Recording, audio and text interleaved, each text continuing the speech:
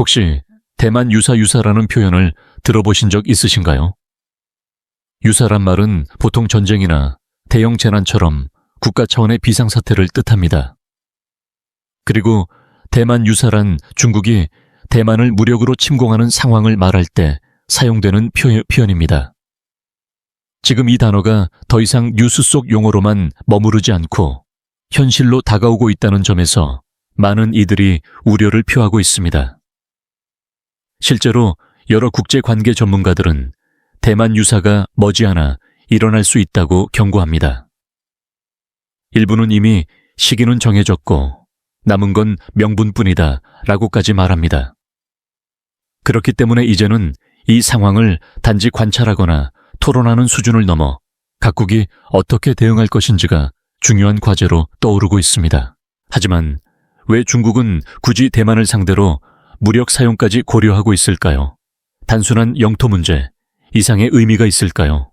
이번 영상에서는 중국과 대만의 역사적 배경, 현재의 긴장 상태, 그리고 만약 침공이 현실화될 경우 세계에 어떤 충격이 닥칠지 함께 살펴보려 합니다. 영상을 끝까지 시청하신다면 세계 질서의 흐름뿐 아니라 한국 외교안보 정책의 방향성까지 더 깊이 이해하실 수 있을 것입니다. 뉴스를 보는 눈도 달라지실 겁니다. 저희 채널은 이처럼 중요한 국제 이슈를 차분하고 정확하게 전달하고 있습니다.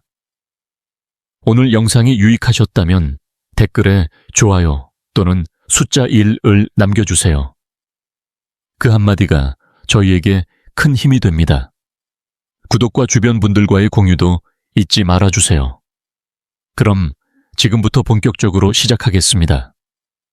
대만은 제주도 남서쪽 약 1,000km 떨어진 서태평양에 위치한 섬나라입니다.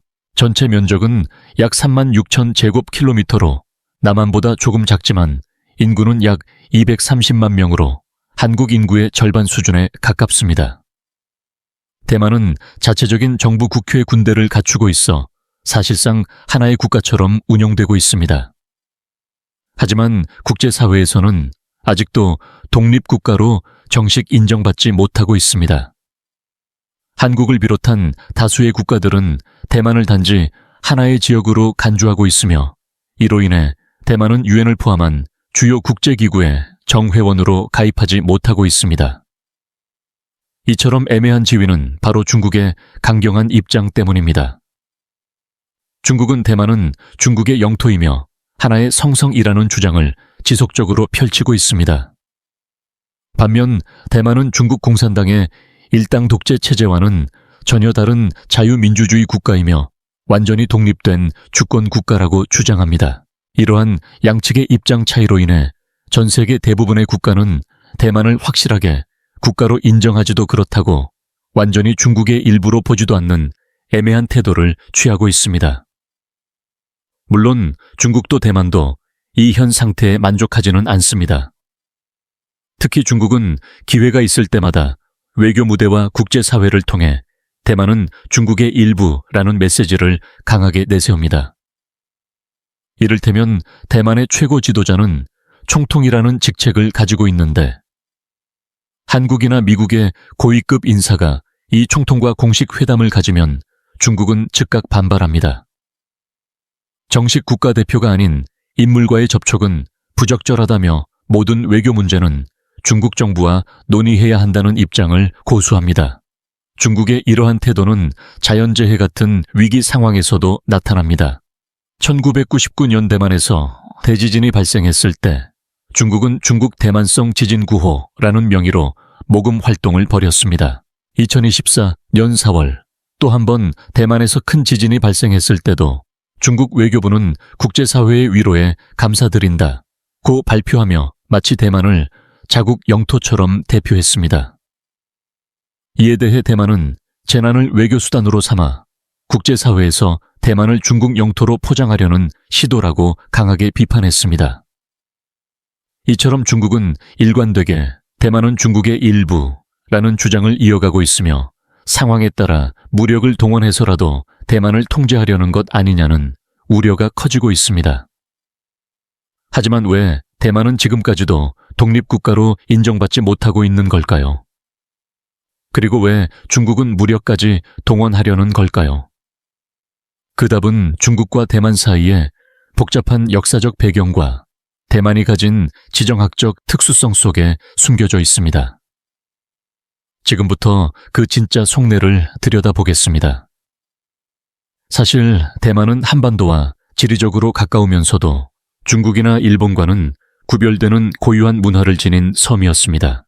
이 섬에는 다양한 부족의 원주민들이 각자의 전통과 생활 방식을 지키며 평화롭게 살아가고 있었고, 외부 세력의 지배나 개입 없이 독자적인 삶을 이어가고 있었습니다.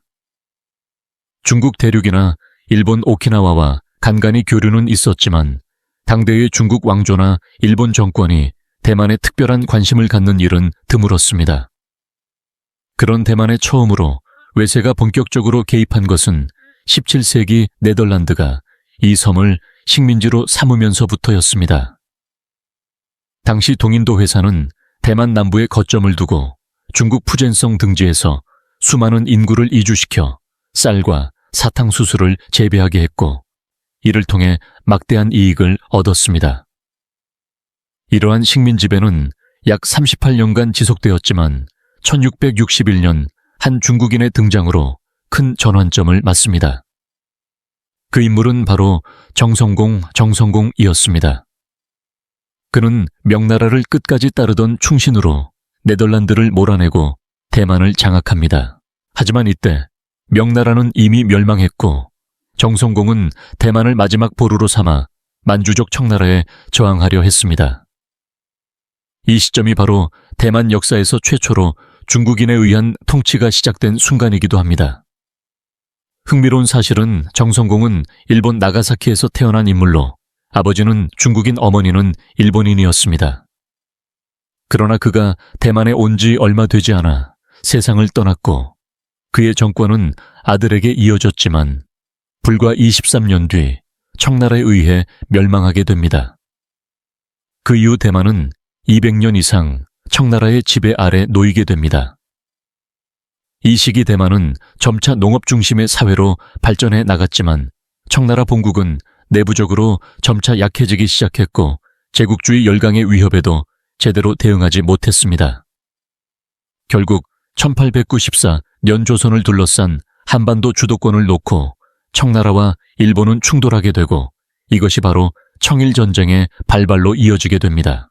청일전쟁에서 승리한 일본은 청나라로부터 조선의 독립을 인정받는 동시에 대만을 자국 영토로 편입하게 됩니다. 이후 일본은 제2차 세계대전이 끝날 때까지 약 50년간 대만을 지배하게 되죠.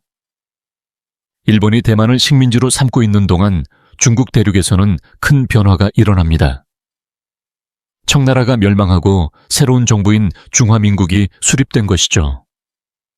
하지만 중화민국 내부에서는 마오쩌둥이 이끄는 중국 공산당과 장제스가 이끄는 국민당이 정권을 놓고 끊임없이 충돌하며 내전 상태에 빠집니다. 이 틈을 타 중국 본토를 침략하려던 것이 바로 일본이었고 1937년에는 결국 중일전쟁이 발발합니다. 이때 일본이 오판한 것이 하나 있었습니다. 서로 적대적이었던 국민당과 공산당이 일본의 침략에 맞서기 위해 국공합작이라는 이름으로 임시 연합을 구성한 것이죠.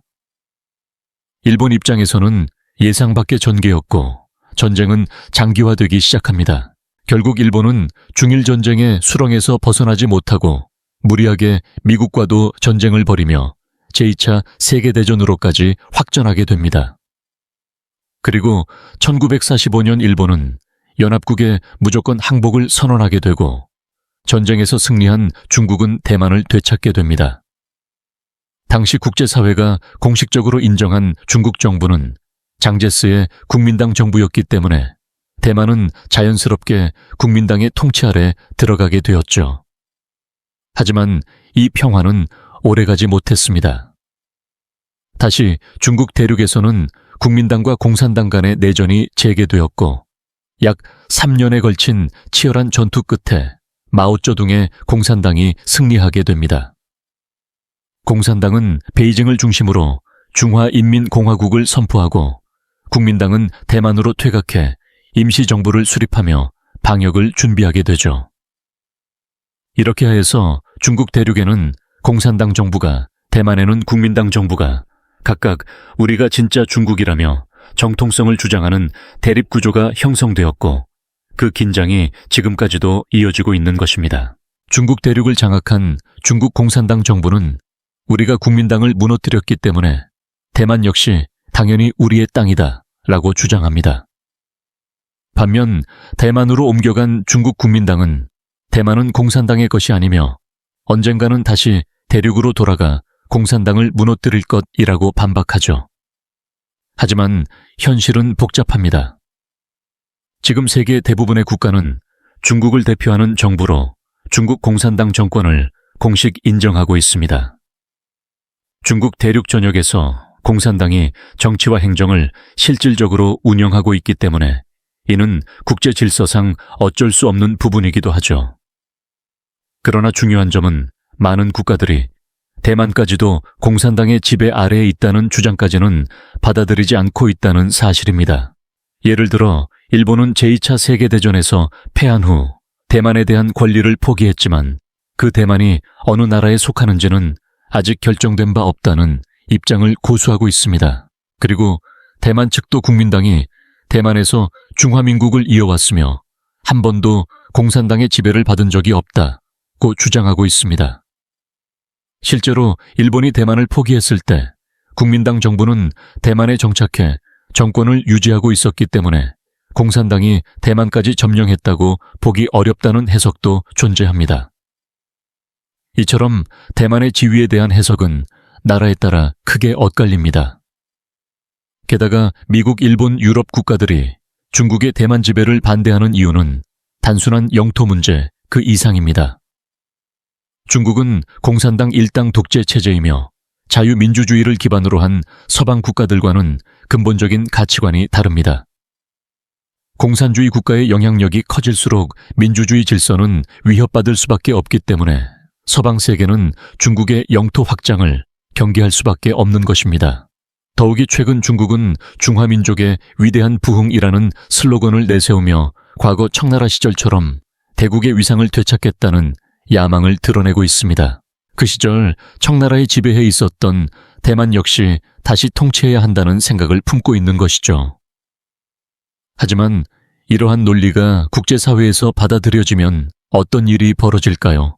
중국은 역사와 민족을 내세워 자국의 영토를 계속 확장하려 할 것이며 이는 국제 질서를 위협하는 행위가 될 수 있습니다. 대만이 중국의 손에 넘어가면 중국군은 태평양으로 손쉽게 진출할 수 있는 발판을 얻게 됩니다. 이는 일본에게도 엄청난 위협이며 미국 입장에서는 태평양에서 중국을 견제하는 방파제 중 하나를 잃게 되는 것입니다.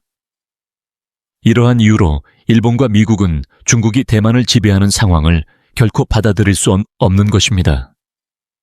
반면 중국 입장에서 보면 외국이 대만을 독립국가로 인정하는 것은 대만을 중국에서 떼어내는 것과 같으며 나아가 일본이나 미국이 대만과 안보 조약을 맺고 미군이 대만에 주둔할 수도 있다는 위기의식을 느끼게 됩니다. 이는 중국에게 절대로 용납할 수 없는 시나리오일 것입니다. 이 영상 끝까지 시청해 주셨다면 그리고 저희가 전한 이야기들이 조금이라도 도움이 되셨다면 댓글에 숫자 I를 남기시거나 지금 느끼시는 감정을 나눠주세요. 아직 구독하지 않으셨다면 구독 버튼과 알림 설정도 부탁드립니다.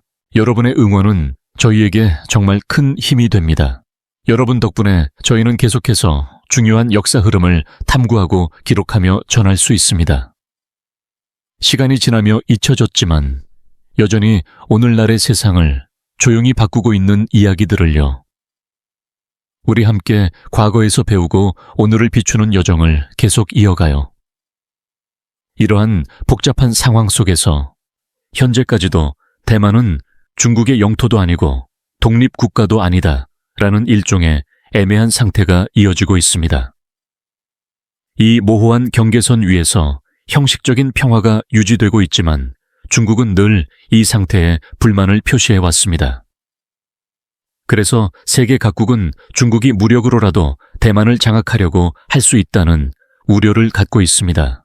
특히 최근 몇 년 사이 미국에서는 중국의 대만 침공 가능성에 대해 논의하는 목소리가 눈에 띄게 커졌습니다. 예를 들어 2024년 3월 미국 인도태평양 사령부의 지휘관은 중국이 2027년까지 대만 침공을 위한 모든 준비를 마칠 것이라는 발언을 내놓았습니다. 그의 설명에 따르면 중국은 2020년 이후 약 2230억 달러를 군사력 강화에 쏟아부었고 전투기 400기 이상과 군함 20척을 추가 배치하며 대만 침공을 상정한 훈련을 반복하고 있다고 합니다. 뿐만 아니라 같은 해 5월에는 미국 상무장관이 만약 중국이 대만에 진입해 반도체 제조 기업들을 장악하게 되면 미국 경제는 치명적인 타격을 입게 될 것이라는 경고를 했습니다. 그만큼 미국은 중국의 대만 무력 침공 가능성을 매우 심각하게 받아들이고 있는 것입니다. 동시에 우리는 계속 경계하고 있다는 메시지를 끊임없이 발신함으로써 중국으로 하여금 대만 공격을 쉽게 단행하지 못하도록 심리적 압박을 가하려는 계산도 엿보입니다.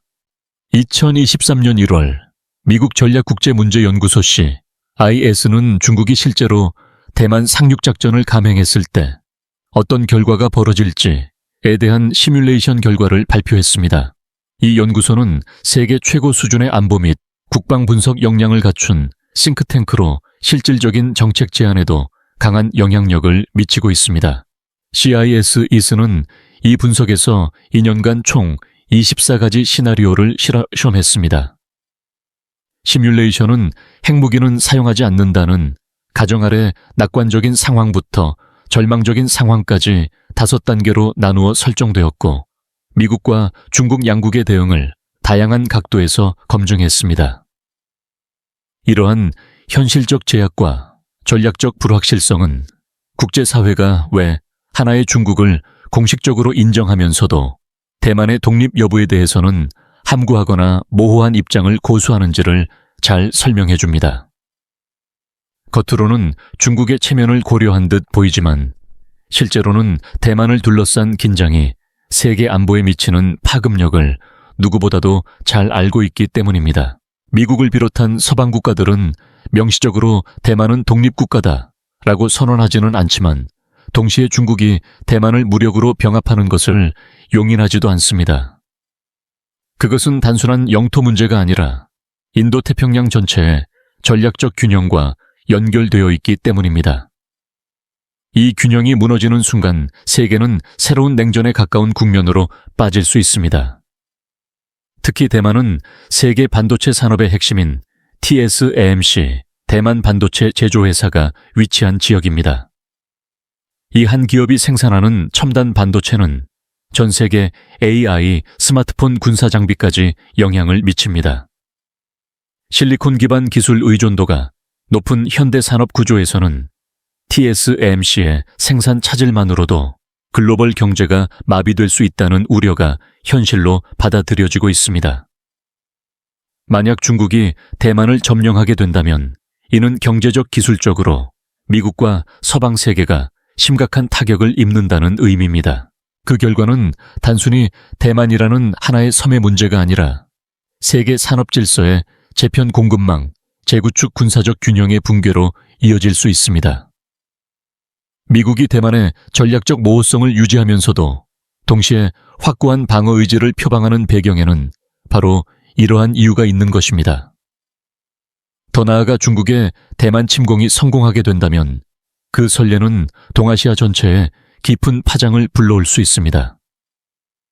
남중국해에서의 영유권 분쟁, 센카쿠 열도를 둘러싼 중국과 일본의 갈등, 그리고 한반도에서의 안보 불안까지 중국이 과거의 역사적 주장이나 민족주의 논리를 통해 영토를 확장해 나간다는 인식을 심어줄 수 있기 때문입니다.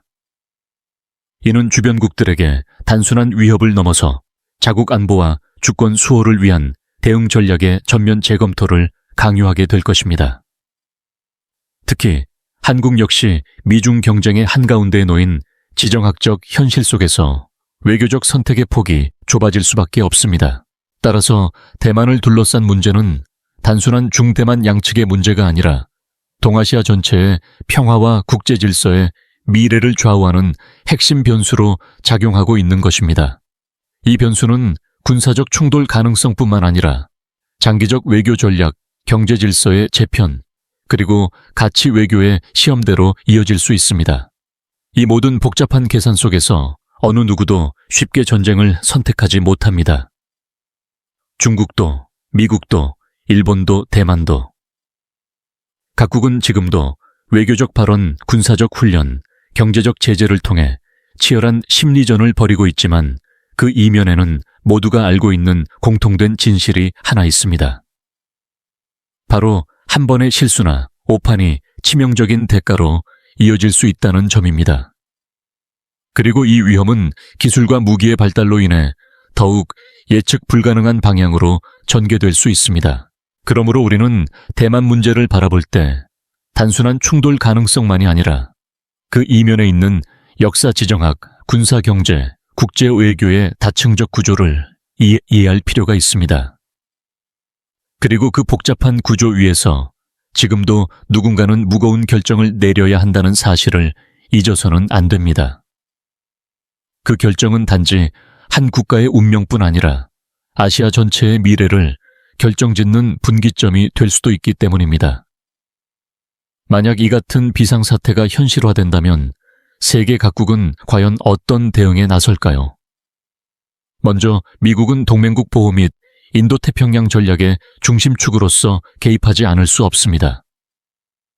그러나 미국 내에서도 군사 개입 여부는 정치적 계산과 국내 여론에 따라 좌우됩니다. 특히 미국 대선이나 국방 예산 문제, 유럽과 중동 등 타 지역의 안보 우선순위와 맞물릴 경우 대만 방어에 전폭적인 자원을 투입하기 어려워질 수 있습니다. 이는 미국의 개입 속도와 강도를 결정짓는 핵심 변수로 작용할 것입니다. 유럽 국가들은 지리적으로는 멀리 떨어져 있지만 가치 중심 외교와 국제 규범 수호라는 측면에서 대만 침공에 비판적 태도를 보일 가능성이 큽니다. 그러나 나토 차원의 직접 개입은 제한적일 것으로 보이며 대부분의 국가는 경제 제재나 외교적 성명, 인도적 지원 등의 간접적인 방식으로 중국을 견제하려 할 것입니다. 이 과정에서 유럽 내에서도 미국과의 보조를 맞추려는 국가와 독자 노선을 추구하려는 국가 사이의 균열이 드러날 수 있습니다. 동남아시아 국가들은 더욱 복잡한 입장에 놓이게 됩니다. 중국과의 경제 의존도가 높은 국가들이 많기 때문에 공개적인 반대 입장을 표명하기보다는 신중한 중립을 지키거나 사태의 추이를 관망하는 태도를 보일 가능성이 큽니다. 그러나 남중국해에서 영유권 갈등을 겪고 있는 국가들은 중국의 팽창주의가 현실화되는 것을 경계하며 조심스럽게 대만 편의 선간접적 협력을 모색할 수 있습니다. 한편 한국의 입장도 결코 단순하지 않습니다. 한미동맹이라는 틀 안에서 미국의 전략에 일정 부분 동조해야 하지만 동시에 중국과의 경제적 관계를 감안하지 않을 수 없습니다. 더욱이 대만 유사시 북한이 한반도에서 군사적 도발을 감행할 가능성까지 고려하면 한국은 한반도 안보와 대만 해협의 위기가 동시에 겹치는 이중 위기 상황을 상정해야만 합니다. 이런 상황에서 한국의 외교 안보 전략은 훨씬 더 정교하고 다층적인 균형 감각을 요구받게 됩니다. 또한 국제사회의 대응은 군사력뿐만 아니라 경제 질서 재편의 형태로도 나타날 수 있습니다.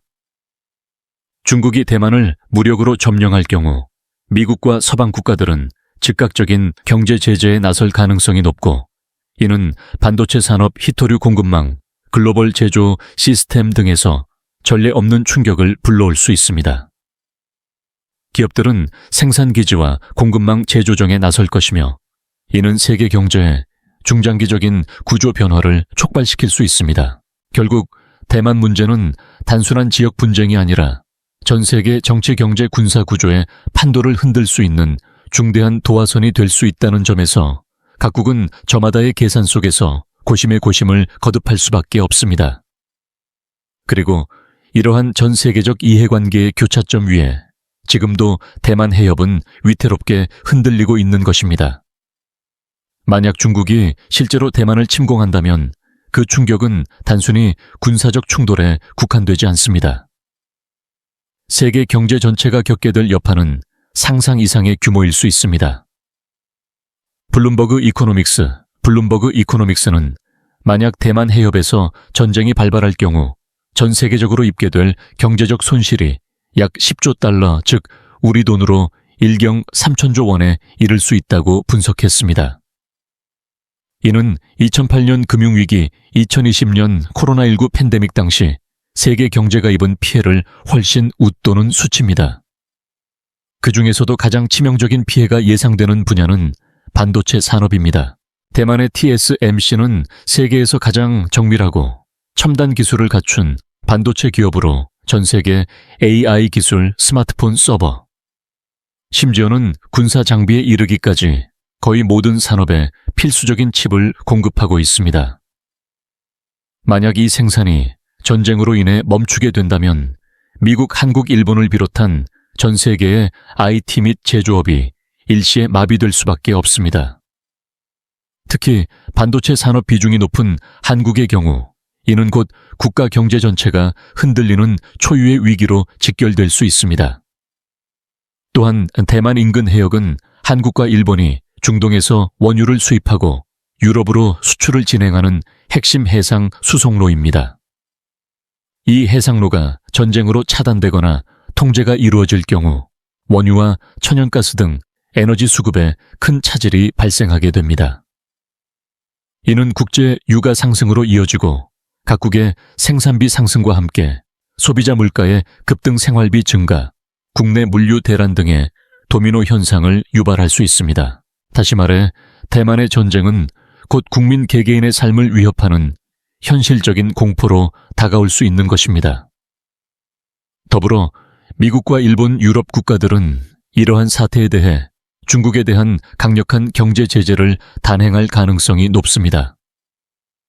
반도체 통신 장비, 금융 시스템, 고급 부품 수출을 제한하거나 차단하는 방식으로 제재가 이루어질 수 있으며 이에 대한 중국의 보복 조치도 함께 전개될 것입니다. 중국은 주요 원자재와 중간재 수출을 제한하거나 자국 내 외국 기업의 사업 환경을 급격히 악화시키는 방식으로 대응할 수 있습니다. 문제는 여기서 끝나지 않습니다. 한국을 포함한 많은 국가들이 여전히 중국산 부품 기계, 설비 히토류 자원 등에 의존하고 있기 때문에 양측의 상호 제재가 이어질 경우 글로벌 공급망 전체가 붕괴될 위험이 존재합니다. 이미 코로나19 팬데믹을 통해 확인된 바와 같이 전 세계는 공급망의 단절에 극도로 취약한 구조를 갖고 있으며 이번에는 그 피해 규모와 속도가 비교할 수 없을 정도로 클 수 있습니다. 결국 각국은 스스로에게 다음과 같은 질문을 던질 수밖에 없습니다. 우리는 얼마만큼의 경제적 타격을 감수할 수 있는가? 우리 국민은 어디까지 참아낼 수 있는가? 이 질문은 경제적 손실을 감내하면서라도 가치와 안보를 지킬 것인가? 혹은 일시적인 평화를 위해 눈을 감을 것인가라는 선택의 갈림길로 이어질 수 있습니다. 이렇듯 대만 해협에서 전쟁이 발생한다는 것은 단지 하나의 섬을 둘러싼 군사 충돌을 의미하는 것이 아닙니다. 그것은 곧 세계 경제 질서의 근간을 뒤흔들고 국제 정치의 균형을 재편하는 계기가 될 수 있습니다.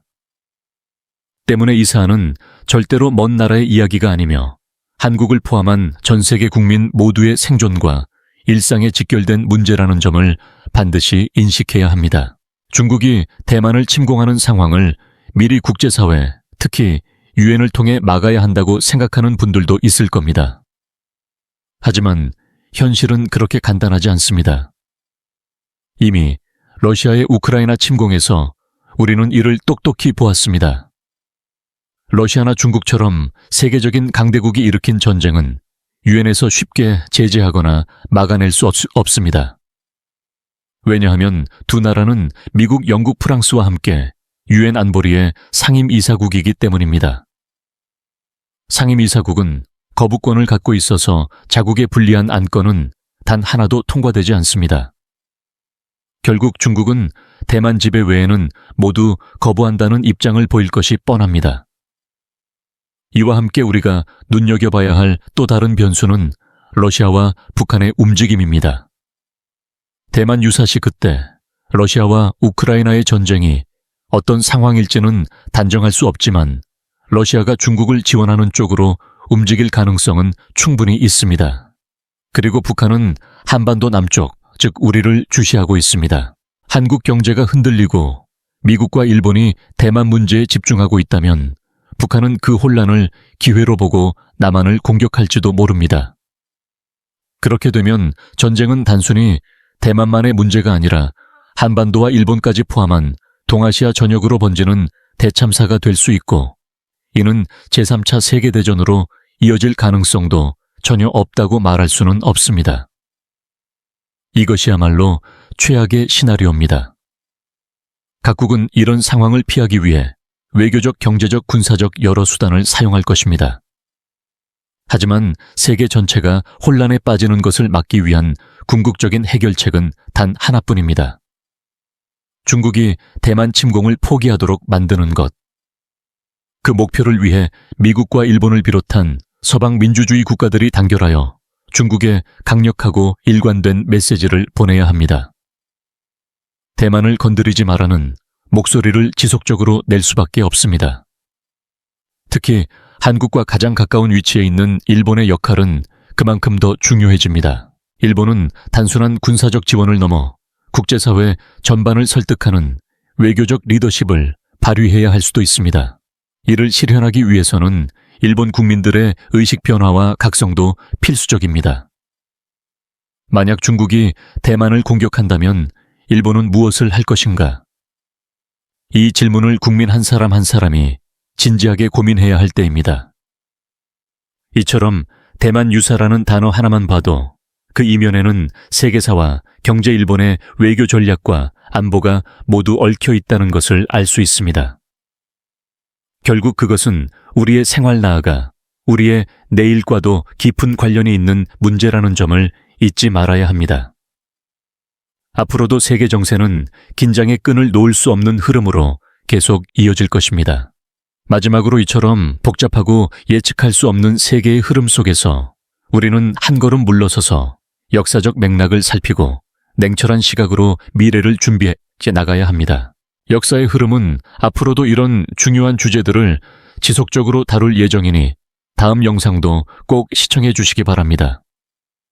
그리고 이 영상이 흥미롭고 유익했다면 좋아요 버튼을 눌러주시고 채널 구독과 지인에게 공유해 주시면 정말 큰 힘이 됩니다. 여러분의 작은 응원이 저희에게는 큰 의미이며 앞으로도 의미 있고 가치 있는 콘텐츠를 지속적으로 만드는 원동력이 됩니다. 오늘도 끝까지 시청해 주셔서 감사합니다.